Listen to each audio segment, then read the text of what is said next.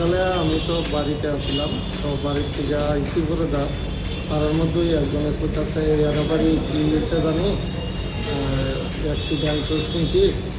আমি কই কিতা পাম, এরপর গেছি বাড়িতে গেছি করে দা গিয়া শুনি অ্যাক্সিডেন্ট হয়েছে।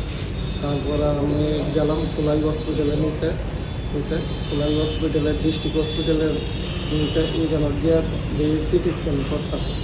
তো সিটি স্ক্যান করছে পরে দা মাথার মধ্যে বেশি ব্যথাটা পাইছে। তো সিটি স্ক্যানের ডাক্তার দেখতে পিছিয়ে অবস্থা তো তেমন বেশি ভালো না, জীবিতে নিতে লাগে। তো জীবিতে আমরা আনতাম অ্যাম্বুলেন্স দিয়া। তো আনার সময় এখানে দেখা যায় রাস্তার অবস্থাও খুবই খারাপ, নগণ্য।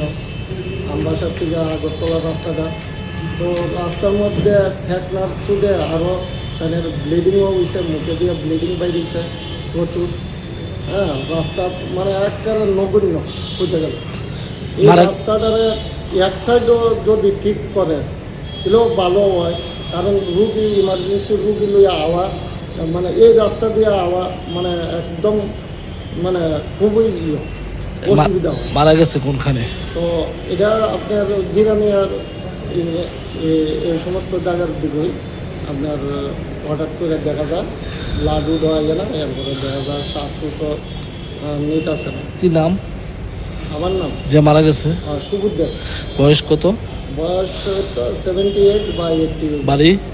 বাড়ি হইল কুলাই।